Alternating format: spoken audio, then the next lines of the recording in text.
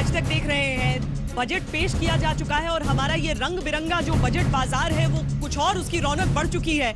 अगर आप हमारे इस बजट बाजार में पहली दफा आए हैं तो जरा एक नजर चारों तरफ घुमा लीजिए, क्योंकि इससे बेहतर विश्लेषण और बजट का हो नहीं सकता है। हमारा गांव आज तक इस तरफ है जहां पर न सिर्फ हमारे साथ किसान नेता हैं बल्कि कुछ किसान भाई भी हमारे साथ। बहुत ज्यादा तवज्जो दी गई है कृषि क्षेत्र को इस बजट में, लेकिन कितने संतुष्ट वो हैं हम उनसे भी जानेंगे। ये हमारा टी स्टॉल है जहां पर चाय पीना अचानक बजट पेश होते होते हमारे लिए महंगा हो गया है, लेकिन बहुत ज्यादा दुख यहां पर हम न मनाएं क्योंकि जनता किराना स्टोर है। कितनी चीजें महंगी हुई हैं, महंगाई पर जो काबू की बात हो रही थी वो हुआ है या नहीं उस पर भी चर्चा होगी। तो ये मोदी जी की दुकान में मेक इन इंडिया पर न सिर्फ बात हम करेंगे बल्कि संबित पात्रा जी भी यहीं पर हैं, मीरा सान्याल जी हैं यहाँ पर। हम घरों की भी बात करते हैं, बैंकों की भी बात करेंगे और साथ ही टैक्स भी हम देखेंगे कि किस तरह का हमारे लिए सौगात लेकर आया है। लेकिन मुझे लगता है कि शुरुआत में संबित जी आप ही से करूं। आपने कहा था कि सेलिब्रेटरी ये होने वाला है बजट, आप सेलिब्रेट कल से कर रहे थे, हम लोगों की प्रतिक्रियाएं आपको सुनाएं। उससे पहले जरा बता दीजिए कि आप सेलिब्रेट कितना कर रहे हैं। देखिए, सेलिब्रेशन का अर्थ क्या होता है? आप जश्न हिंदुस्तान में तब मनाते हैं जब गरीब का जो आंसू होता है उसको पोंछने के लिए एक हाथ आगे बढ़ता है। आज का जो बजट है वो गांव, गरीब, किसान, इन तीनों का बजट है। किस प्रकार से गांव को आगे बढ़ाया जाए, किस प्रकार से गरीब की गरीबी को हटाया जाए, उनके घर में चूल्हे के बदले एलपीजी लाया जाए, किस प्रकार से किसान को और आगे बढ़ाया जाए। तो स्वाभाविक रूप से यही तो सेलिब्रेशन है।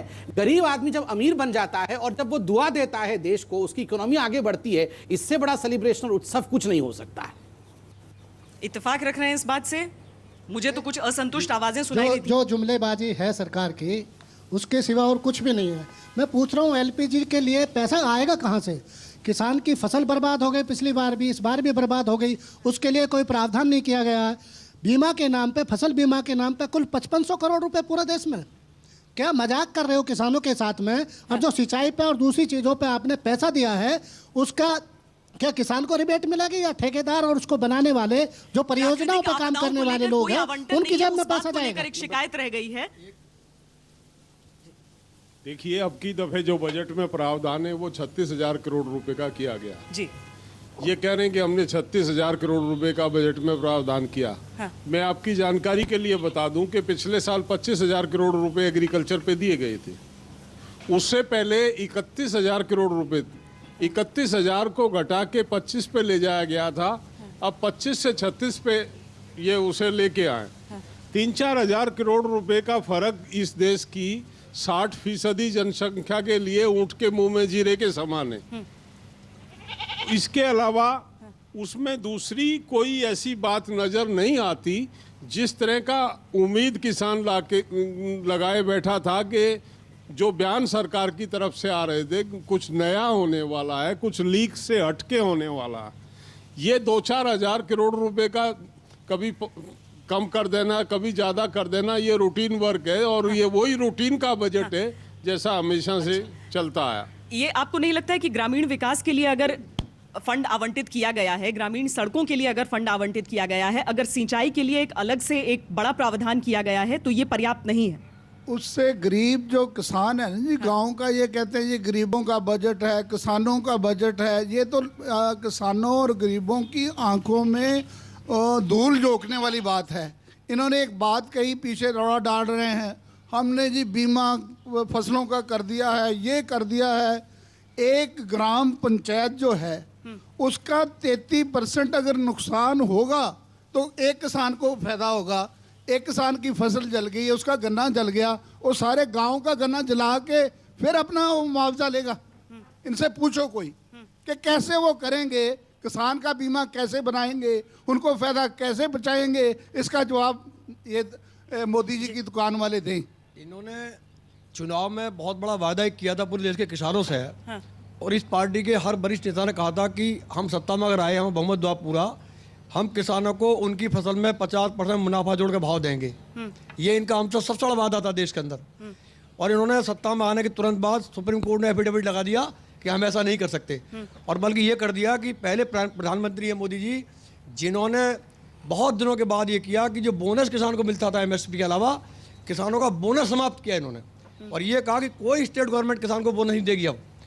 तो एमएसपी पर भी इन्होंने आधी की, 2012 में गेहूं के दाम 100 रुपये कुंटल बढ़ाए गए थे, 2011 में 100 बढ़ाए गए थे, 2014 में मोदी सरकार ने 50 रुपये बढ़ाए सिर्फ एमएसपी के, धान पर सिर्फ 50 रुपये बढ़ाए। चलिए, मैं इन्होंने तो विस्तार हमें से- मारा है उल्टा। और मैं विस्तार से गांव अजतक के पास आती हूँ इस चर्चा के लिए, आप जवाब देना चाहेंगे सर? देखिए, बिल्कुल सही तरीके से जहाँ तक गांव के लिए क्या किया, मैं आपको उदाहरण देता हूं सड़कों का ही। ग्रामीण सड़कों पे आपने वाजिब प्रश्न पूछा, जहां कांग्रेस के समय 8,000 करोड़ रुपए मात्र आवंटित हुए थे, उसको 16,000 करोड़ पे लाना। और खुद आज जेटली जी ने क्लैरिफाई भी किया कि ये 60-40 के रेशियो में है, अर्थात 7% अगर सेंट्रल गवर्नमेंट देगी तो 40% केंद्र राज्य सरकार को भी देना पड़ेगा, अर्थात तिगुना हो जाएगा लगभग। तो स्वाभाविक रूप से कोई छोटा आंकड़ा नहीं है। अगर ग्रामीण कनेक्टिविटी बढ़ेगा, आप मोदी जी के बाइट को देखिए, आज उन्होंने कहा कि सड़क तो होगा ही होगा, इलेक्ट्रिफिकेशन के लिए कितना काम हो रहा है। अगर इलेक्ट्रिफिकेशन जो उदय का पूरा कंसेप्ट चल रहा है, बिहार ने भी अभी लिया, बिहार में हमारी सरकार नहीं है, खुद बिहार ने इसकी तारीफ की है, बाकी राज्यों इसके साथ जुड़े हैं। तो उदय के माध्यम से गांव-गांव में जब बिजली पहुंचेगा, तो बिजली भी तो एग्रीकल्चर प्रोडक्टिविटी बढ़ाने के लिए काम करता है, सिंचाई में बिजली का भी काम रहता है। सिंचाई परियोजना, प्रधानमंत्री सिंचाई परियोजना में 50,000 करोड़ था और 35, आपने ठीक कहा, 36,000 करोड़ रुपए का प्रावधान एग्रीकल्चर में किया गया है। ये बहुत बड़ा एक जंप रहा है। तो इसलिए ये कहना कि सरकार ने कुछ बीमा योजना, आप खुद बताइए ये लोएस्ट प्रीमियम है कि नहीं? पहले प्रीमियम क्या था? पहले कैपिंग था सब्सिडी पे प्रीमियम के बाद, मगर इस कैपिंग को भी हटाया है सरकार ने। तो बहुत सारी चीज़ों को सरकार ने इस प्रकार से रखा है जो पहले कभी नहीं हुआ था। इसलिए यह कहना कि किसानों के लिए सरकार कुछ नहीं कर रही है, मैं तो कहूँगा जब बजट के बाद कांग्रेस का रिएक्शन ये होता है कि ये हमारा ही आइडिया था, इसको चुरा लिया, तो आप जानना कि इससे अच्छा बढ़िया बजट कुछ हो ही नहीं सकता है, क्योंकि ऑपोजिशन इसमें अपना ही रूप देख रही है। जिल मेहता, दरअसल क्या हुआ था कि जब बजट पेश कर रहे थे अरुण जेटली जी, तो उस वक्त डिफेंस का जिक्र उस तरीके से नहीं आया था। बाद में वो जिक्र आया जब सामने, तो धीरे धीरे खुलकर सारे आंकड़े आए हैं। जी हाँ, मैं यही कहूँगा कि उधर भी वो लोग प्रसन्न नहीं हैं, किसान और जवान भी शायद इससे प्रसन्न नहीं हो पाएंगे आज, क्योंकि पहली बात तो वित्त मंत्री ने जय जवान के बारे में कोई बात ही नहीं की, और उस कमी को हमारे प्रधानमंत्री ने बाद में उसको पूरा किया और 3-4 बातें कह डाली। पहली बात तो उन्होंने कही कि ये जवान हमारी सुरक्षा रखते हैं, देश की सुरक्षा रखते हैं, और इनको वेतन भी ठीक तरीके से मिलना चाहिए, और इनके पास हथियार ठीक क्वालिटी के होने चाहिए। और चौथी बात इन्होंने मेक इन इंडिया की। अब वास्तव में क्या हुआ है कि बजट का फॉर्मेट अब चेंज कर दिया गया है।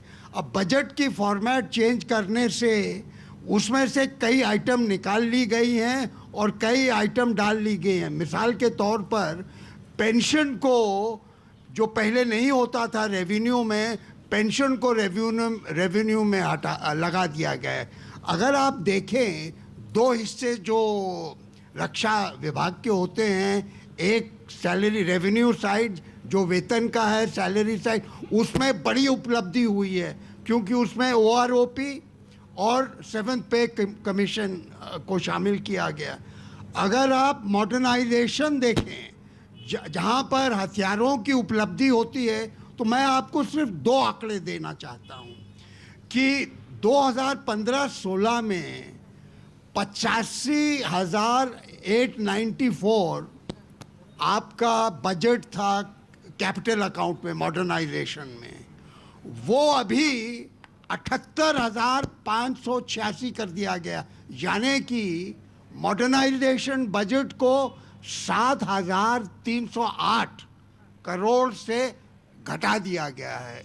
और जो रेवेन्यू है, तो इसका जवाब क्या दे रहे हैं कि भाई पैसा कहाँ से आएगा? आपको रेवेन्यू और OROP साइड में आपको इतनी उपलब्धि हुई है, तो वो पैसा जो मॉडर्नाइजेशन का पैसा, और मॉडर्नाइजेशन का पैसा कम करने से, क्योंकि इससे अभी आप सुबह बात चल रही थी, आकलन सही है या इसमें कुछ गलत पढ़ रहे हैं? देखिए, मैं फाइन प्रिंट्स में नहीं जाऊंगा, और देखिए, मैं साधारण व्यूअर्स को जो समझ सके वैसे भाषा में कहूंगा कहते हैं ना दिल विल प्यार व्यार मैं क्या जानू रे, मैं तो इतने आंकड़े नहीं जानता, मगर इतना मैं जानता हूं कि OROP जो 40 वर्ष से हकीकत नहीं बन पा रहा था, धन्यवाद है सरकार को और आप लोगों का आशीर्वाद है सर कि वो हकीकत हो पाया भाई, है। देखिए सामिर साहब, जी सर। मैं आपकी भावना को बड़ी अच्छी तरह पहचानता हूँ कि जवान एक साइड पर है, आप उनको जवानों को अवश्य खुश रखिए, लेकिन जवान बिना हथियार के आधुनिकीकरण की बात कर रहे हैं, जिसको अगर आप लेकर उस बजट को घटा रहे हैं,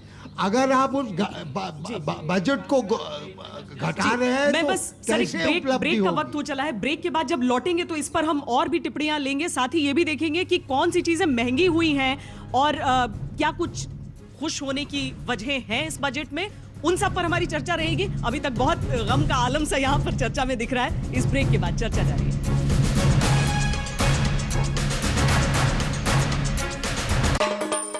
ठाणे में एक ही परिवार की 14 लोगों की हत्या कर दी गई। 14 लोगों की हत्या करने का आरोप भी परिवार के ही एक सदस्य पर लगा है। हालांकि आरोपी शख्स ने भी हत्या को अंजाम देने के बाद